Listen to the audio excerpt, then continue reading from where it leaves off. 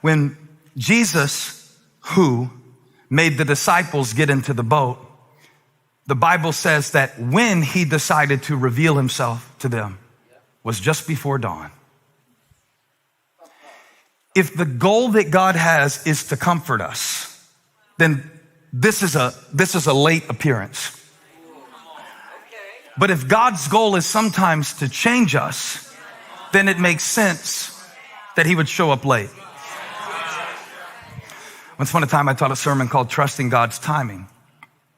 And the idea behind it is that when we're experiencing something and it's very intense, we just want relief. And I get that.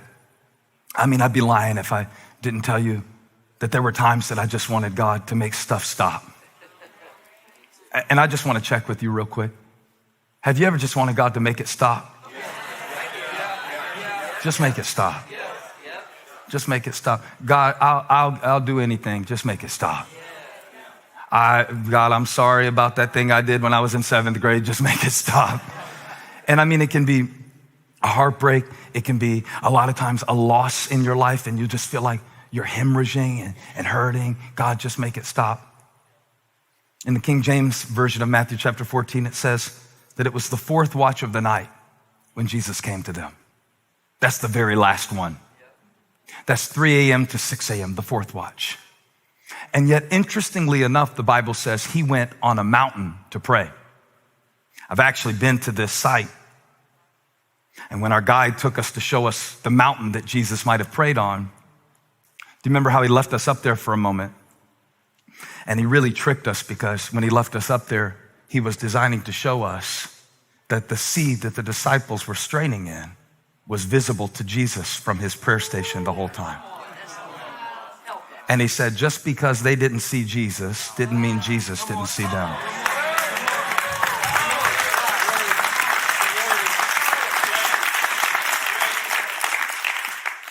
Point 2, part B. This won't be on the test. Just because I don't see him doesn't mean he's not watching me. And he left us up there on the mountain. He left us up there for an hour. The guide, when we went to Israel. And I cried about the times in my life where I thought he had left me. The 4th watch. The 4th watch. The 1st watch isn't so bad.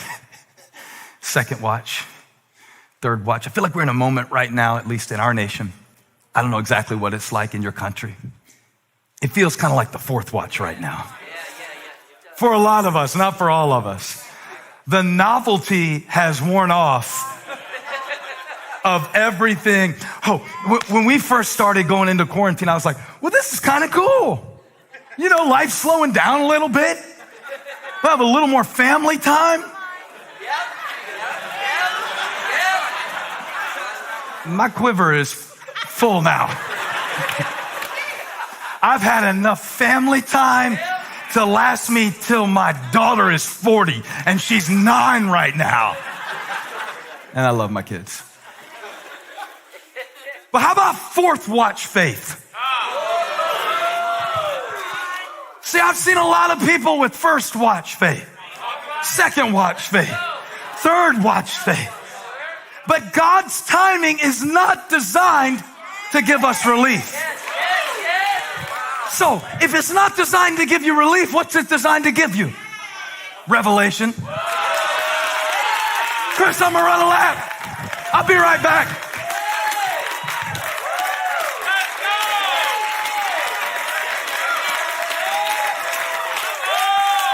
Hey, I know y'all can't see me, but if you can hear me, shout. That just because you can't see him doesn't mean he left you. Come on, his eye was on the boat the whole time. He's watching you. He's watching you. He's watching you. He's guiding me. He's leading me.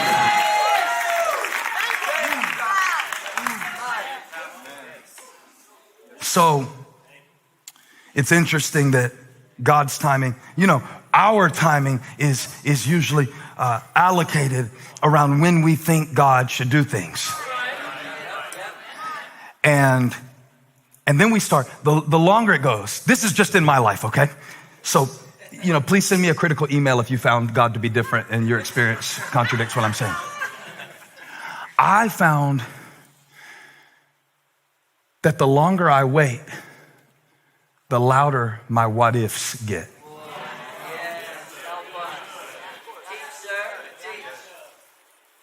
But the third thing I wanted to tell you in Water Walking 101, are you enjoying the class so far? Now, this is the point in the semester where you need to cancel if you want to drop the class. This is the last point to cancel, okay? If you're still in, say, I'm in. I want to teach you something very powerful. And this is what I really want to teach about. What if works both ways? The wind was against them. The word was for them. And what if works both ways? So when we get into hypothetical situations, the longer that we wait on God to change certain situations, and once again, how many are there right now? And maybe you even feel like you're drowning in what you don't know. And you've analyzed it, and there's a certain element of it you can't control. Because the devil didn't start this storm. Jesus sent them directly into it. So a lot of us, we would turn around at this point and say, well, maybe we didn't hear him right. But they pressed to the other side. Because, watch this, are you awake? What if there's something on the other side that is worth going through the storm for? Oh, I feel the Spirit of God. Is it just me? Or is it harder sometimes for us to give faith to the what if than it is to give fear to the what if? And just like the wind blows, you know, the wind can blow in either direction. So can the what ifs. And a lot of times in my life, I've learned that fear is just faith in the wrong what if.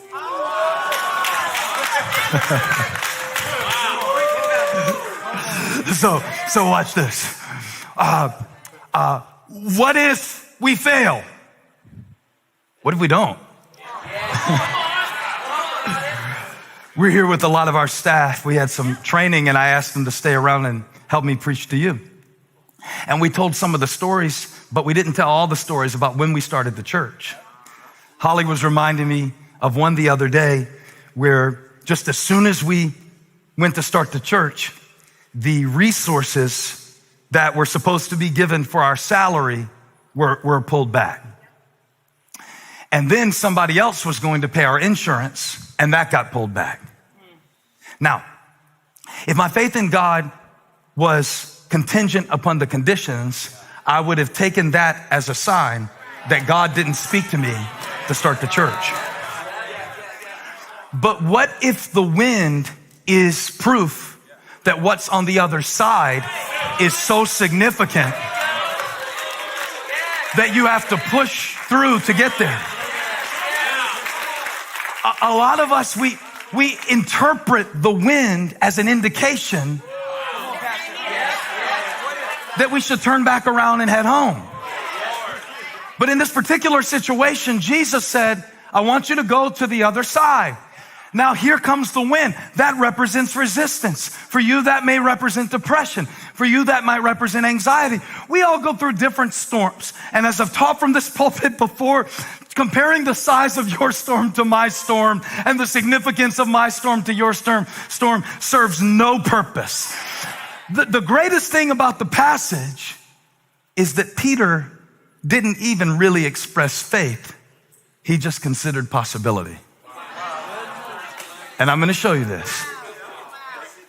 He didn't say, Lord, I know it's you. Tell me to come. He said, Lord, if.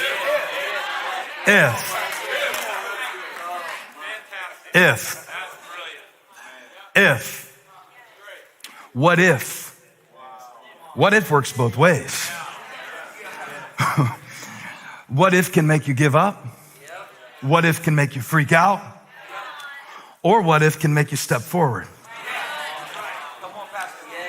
And yet I want you to notice something Jesus did. Are you ready?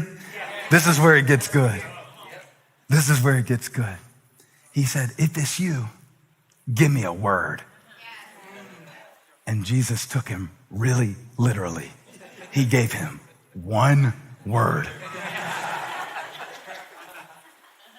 One word. One word.